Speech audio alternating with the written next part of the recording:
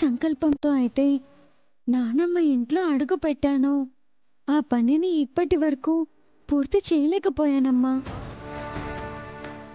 రోజు గొడవలు జరుగుతుండడం వలన, ఆ గొడవలు ఇంకా ఇంకా పెద్దవి అవుతుండడం వలన అమ్మా నాన్నలు కలుస్తారన్న ఆశలు తగ్గిపోతున్నాయి.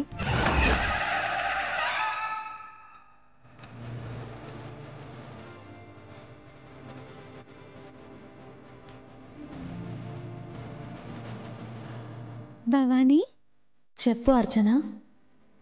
ఎప్పుడు నాకు ఏ కష్టం వచ్చినా అమ్మవారి ముందు మొరపెట్టుకున్నా ఆ భవానీ మాత ఈ భవానీని నా ఎదురుగా పంపిస్తుంది.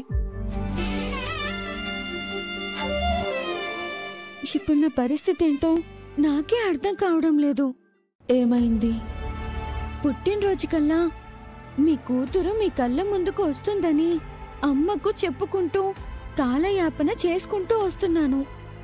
పుట్టినరోజు దగ్గర పడుతుంది. అమ్మ నాన్నలు మాత్రం ఇంకా దూరంగానే ఉన్నారు.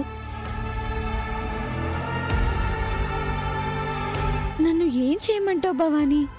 చూడమ్మా, 2 కుటుంబాల మధ్య వారధిగా ఉంటావని రూపం మార్చుకుని నీ వాళ్ళ మధ్యలోకి వెళ్ళావు. అయితే ఇప్పుడు నేను హెచ్చరించబోయేదేంటంటే, ఈ రూపంలో నువ్వు నీ పుట్టినరోజు వరకు మాత్రమే ఉండగలుగుతావు.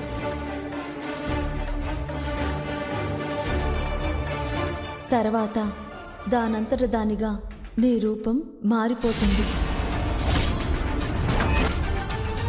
నేను అనుకున్నది జరగక ముందు నా రూపం అలా మారిపోతే చాలా ఇబ్బంది కదా భవానీ. నేను చెప్పేది కూడా అదే. అయితే పుట్టినరోజు కంటే ముందే అమ్మ నాన్నలను కలపాలి. అవును.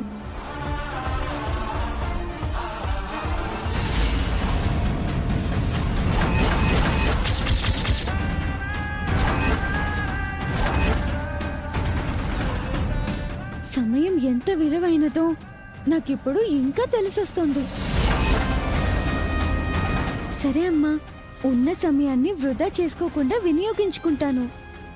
సరే అమ్మా, మిగిలి ఉన్న అవకాశాలన్నింటినీ ఉపయోగించుకో. వెళ్ళొస్తాను. సరే. నువ్వెప్పుడొచ్చావు? 10 నిమిషాలైంది. ఎవరితో మాట్లాడుతున్నావు? నీ ఎదురుగా నాకెవరూ కనిపించలేదే. అదా, అదే మీకు తెలుసు కదా, నేను అప్పుడప్పుడు నాలో నేను మాట్లాడుకుంటూ ఉంటానని. మీరెప్పుడొచ్చారు? చాలాసేపు అయింది. గుడిలో కొన్ని పోస్టర్స్ వేయడానికి వచ్చాను. అదిగో అటు చూడు.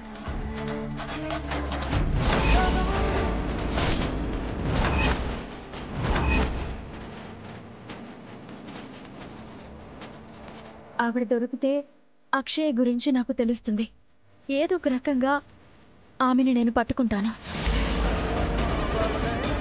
నీకెప్పుడైనా కనిపించినా నాతో చెప్పు. ఇప్పటి వరకు నాతోనే మాట్లాడి వెళ్ళింది. ఆమె గురించి చెప్తే నా గురించి బయటపడిపోతుంది. అందుకే చెప్పలేకున్నాను. గుడిలో ఉంటావా? వచ్చేస్తావా? వచ్చేస్తాను. చూడమ్మా, మీ అక్షయ్ పుట్టినరోజు కల్లా వచ్చేస్తుంది. బాధపడకండి.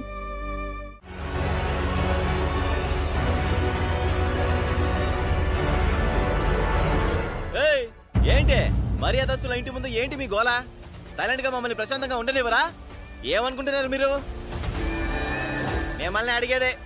ఏంటి, ఎందుకు పిలిచావు? రైతుల్ని మా ఇంటికి ఎందుకు పంపించారు? అమ్మవారు మీ ఇంట్లోనే ఉంది, ముక్కు పుడక మీ ఇంట్లోనే ఉంది. పరిష్కారం నీ దగ్గరుంది కాబట్టి నీ దగ్గరికి పంపించాను. అమ్మవారిని నేను లాక్కున్నానా? ముక్కు పడకని నేను దోచుకున్నానా? ఆ రోజు నువ్వు వద్దంటేనే కదా నా ఇంటికి తెచ్చుకున్నాను.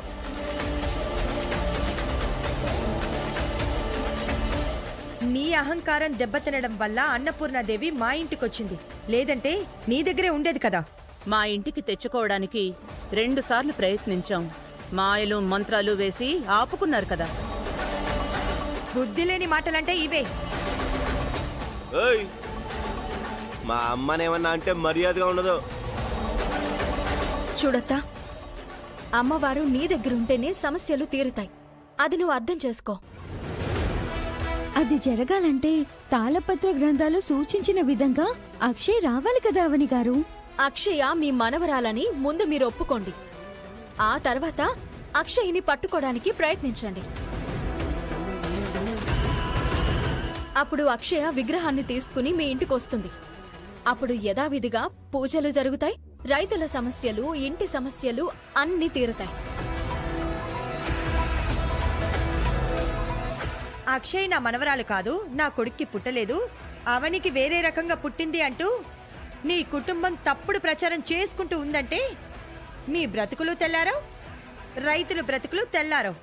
మీరు ఏ రకంగా మమ్మల్ని బెదిరించినా ఆ అక్షయ్యనైతే మా ఇంటి వారసురాలుగా ఒప్పుకునేది లేదు. మేం దాని గురించి ప్రయత్నం చేయవలసిన అవసరం లేదు. నీకవసరమైతే నువ్వు వెతుక్కో. అయితే మీ సమస్యలని మా ఇంటికి పంపించకండి. మీరు రైతులకు ఏం చెప్పుకుంటారో చెప్పుకోండి. నేను చెప్పవలసింది ఇంకేం లేదు. ఇంతకాలం ఆ ఊరికి దేవతగా ఉండి ఇప్పుడు పాపం మూటగట్టుకుంటావా? అదంతా నీ పుణ్యమే కదా.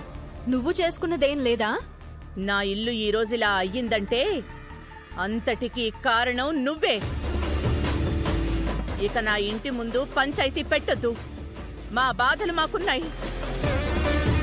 రండి వెళ్దాం.